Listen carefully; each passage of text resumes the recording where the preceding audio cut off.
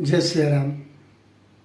इस पावन धरा पर नारी के अनेक रूपों में से एक रूप है पत्नी का, और ये रूप ऐसा है, इस रूप को देख करके परमात्मा बहुत ही प्रसन्न होकर के खुले हस्त दोनों हाथों से आशीर्वाद और वरदान देता है। एक कन्या का जो विवाह होता है तब उसमें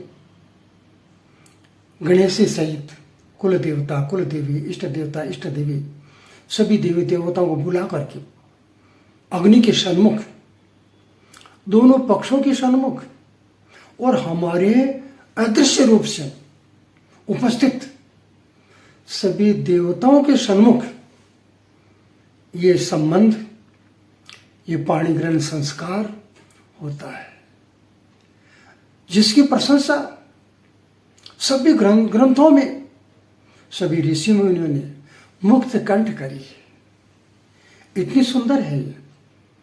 आज वर्तमान समय में उस महत्व को बोलती हुई आज की ये पत्नियां, इनको यही पता नहीं है कि वास्तव में पत्नी का अर्थ क्या होता है।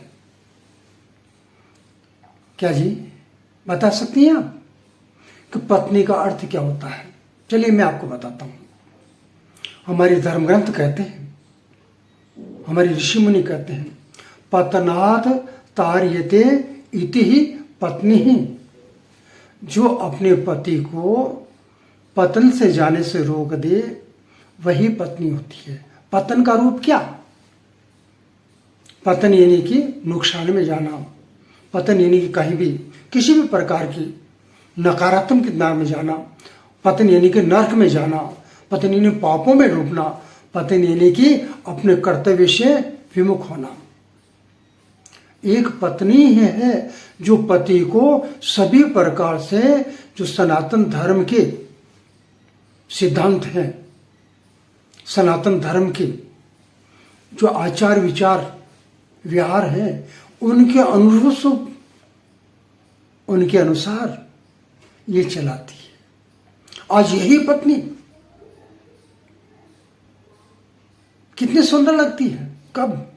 जब वो नक्शे शिखा तक 16 श्रृंगार करती है, सौभाग्य सूचक प्रतीक चिन्ह शरीर पे धारण करती है, तब उसकी छवि को देख करके, उसी पतिव्रता को देख करके आकाश मार्ग में देवता लोग और हमारे पितृ और सामने स्वजातीय बंधु मन ही मन नतमस्तक हो जाते हैं उसके स्वरूप पर। इतनी सुंदर लगती है। परंतु आज इसने क्या किया? जब ये घर से बन ठन के बाहर निकलती है तो इसका स्वरूप कैसा होता है कि ना मांग में सिंदूर नहीं, ललाट पे बिंदी नहीं, शरीर पे सौभाग्य सूचक जो चिन्ह प्रतीक होते हैं वो नहीं, और स्वच्छंद रूप से, मुक्त रूप से स्वतंत्र वितरण करने के लिए निकल जाती है। तब उसे देख करके मानो ऐसा लगता है अभी अभी भयंकर उल्कापात हुआ है, जिसके द्वारा सनातन संस्कृति का नाश हो रहा है। आज ये पत्नियां, जब एक समय था इनकी वाणी में मधुरता होती थी, इनके कर्म में मधुरता होती थी, इनके व्यवहार में मधुरता होती थी, और इनके मुख आनंद पर तो मधुरता हर समय बिछी रहती थी। उसके द्वारा परिवार के केंद्र में ये होती थी और परिवार चारों तरफ होता था, जिसका प्रतिक्षण मंगल होता था। नारी के, पत्नी के शरीर पर सौभाग्य चिन्ह और ये मुस्कुराहट, ये भयंकर से भयंकर विपदा को भी दूर कर देती है। परिवार के लिए ये प्रतिक्षण मंगल लाती है। आज उन्हीं मंगल को छोड़ करके ये नारी अलग ही प्रकार के रुख में चली जा रही है। ऐसे चली जा रही है मानो उसको चलने के लिए ये तक पृथ्वी के जो मार्ग हैं वो छोटे लग रहे हैं, वो तो हवा में उड़ती हुई जा रही है, हवा में जा रही है। उसके जाने का किधर जा रही है? कभी वो पार्टियों में जा रही है, कभी पेरिलर में जा रही है, कभी सखियों के साथ पिकनिक पे जा रही है, कभी पूर्व में जाती तो पश्चिम से आ रही है, कभी पश्चिम में जा रही तो पूर्व से आ रही है, कभी सुबह जा रही है शाम को आ रही है, शाम को जा रही है सुबह आ रही है।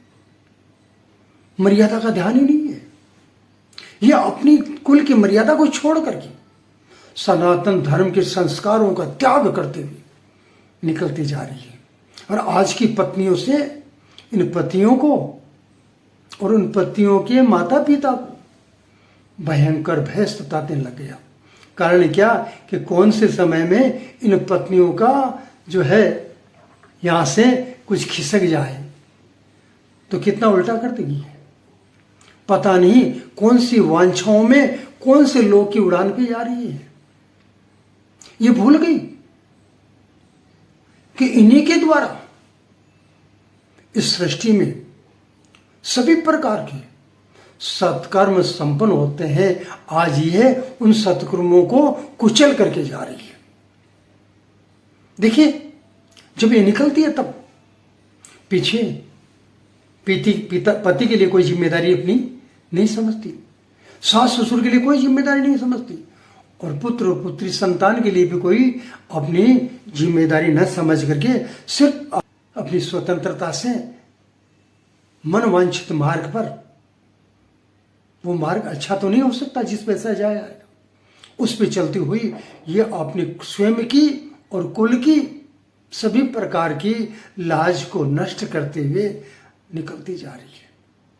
इसको अहंकार है अपनी शिक्षा का, पर यह भूल गई अनादि काल से नारी को किसी न किसी प्रकार से किसी न किसी के सानिध्य में जो धर्म सम्मत हो, पिता पति और पुत्र, इन्हीं के सानिध्य में वो सुरक्षित रह सकती है।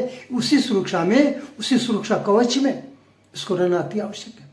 और इससे जो बाहर निकली तो आज की जो नारी कर रही है उसी प्रकार की घटनाएं प्रत्येक गांव में, प्रत्येक शहर में या प्रत्येक क्षेत्र में घटती हुई जा रही है। और तत्पश्चात ये मार्ग भटक करके लौट के वापस भी नहीं आती। बहुत बार तो ऐसा होता है।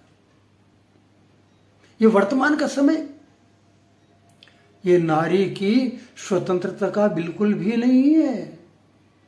नारी को चाहिए कि अपने कुल मर्यादा के अनुसार प्रत्येक कार्य करते हुए अपने पतिव्रत धर्म का पालन करें। जो आज के युग की वो नारियां जो शिव पुराण में कहा गया, जो पति की अवज्ञा करती हो, जो परिवार की अवज्ञा करती हो, जो अकारण घर में झगड़ा करती हो, जो रूठती हो, जो स्वच्छंद मार्ग पे चलती हो, वो नारी कभी भी पतिव्रता नहीं हो सकती।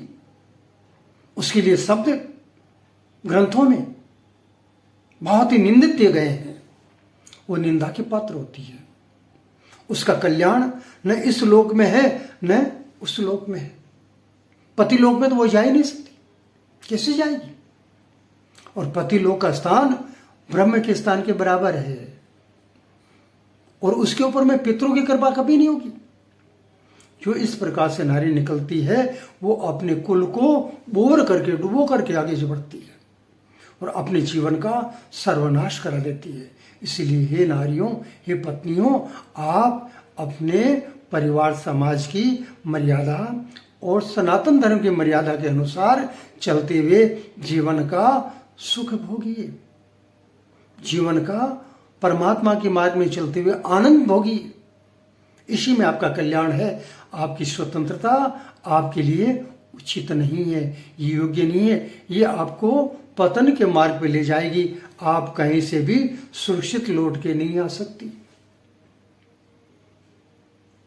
सही है,